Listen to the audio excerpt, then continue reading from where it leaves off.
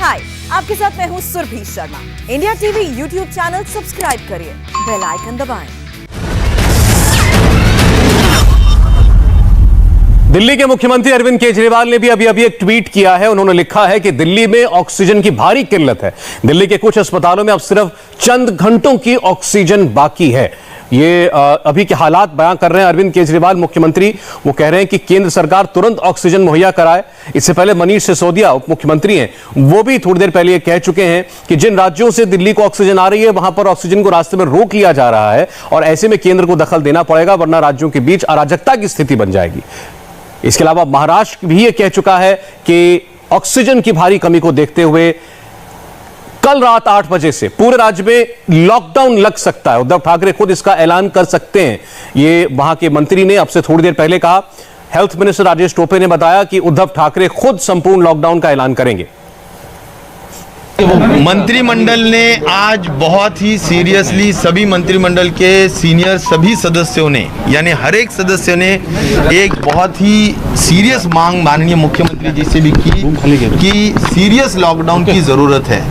और serious lockdown का मतलब है जिस तरह से पहले सर्ज में लॉकडाउन था उस टाइप का लॉकडाउन चाहिए। अभी एक है कि ज़रूर ये जो मास ट्रांसपोर्ट का जो मुद्दा रहेगा, ट्रेन है, बसेस है, इसको हम पूरी तरह से अगर बंद कर दिए तो एसेंशियल वर्कर्स और इनका भी प्रॉब्लम हो सकता है। तो इसके बारे में जो अंतिम निर्णय है वो आज और कल में बारीकी से उसकी स्टडी करके, उसका अभ्यास करके उस पर निर्णय लिया जाएगा। लेकिन लॉकडाउन, ये जो शब्द नहीं किया हम इस्तेमाल करते थे, ये लॉकडाउन हम ज़रूर करना चाहते हैं और इससे सही अर्थ में जो ब्रेक द चेन का हमारा जो पर्पज़ है, हमारा जो उद्देश्य है, हम वो साध्य करना चाहते हैं। इसलिए कल रात को 8 बजे के बाद लॉकडाउन के बारे में माननीय मुख्यमंत्री जी ने निर्णय लिया है, लेकिन उसकी घोषणा वे स्वयं करेंगे और उसके बारे में वे स्वयं उसके बारे में निर्णय लेंगे।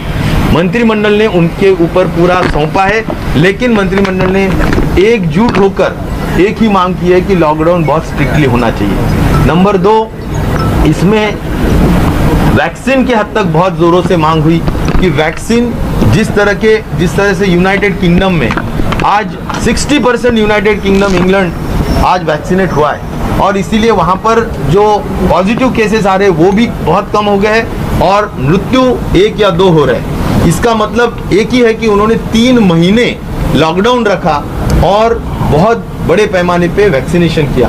तो वैक्सीनेशन के हद तक भी ये 2 कंपनीज जो आज वैक्सीन महाराष्ट्र में और हमारे देश में उसका जो पुरौठा कर रही है, उसका जो सप्लाई कर रही है, हम उस पे ही निर्भर न रहते हुए इंपोर्ट जो वैक्सीन है वो भी करने का निर्णय महाराष्ट्र शासन ने लिया है, जिसमें स्पुतनिक हो या जिसमें फाइजर हो या जिसमें मॉडर्ना हो, ये वैक्सीन्स भी महाराष्ट्र सरकार लेंगी।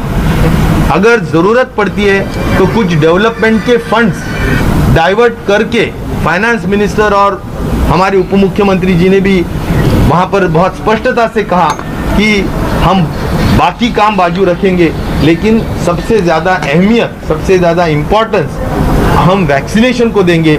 जो जिम्मेदारी 18 साल से लेकर 45 साल की उम्र की महाराष्ट्र शासन के ऊपर या हर स्टेट के ऊपर जो रखी है, उसको हम ज़्यादा वैक्सीनेट करना चाहते हैं।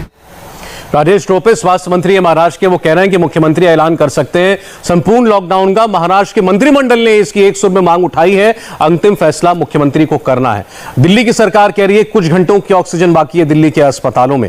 झारखंड में लॉकडाउन लग चुका है। यूपी में हाईकोर्ट लॉकडाउन लगाना चाहता है, सरकार लगाना नहीं चाहती है। लेकिन केंद्रीय स्वास्थ्य मंत्री ने आज शाम यह कहा है कि देश में हालात बेकाबू नहीं है। वो ये कह रहे हैं कि लोगों में घबराहट ज्यादा है, सरकार पूरी तरह सजग है। इस दावे में और हकीकत में कितना फर्क है, इस पर आज की बहस होगी इस ब्रेक के बाद।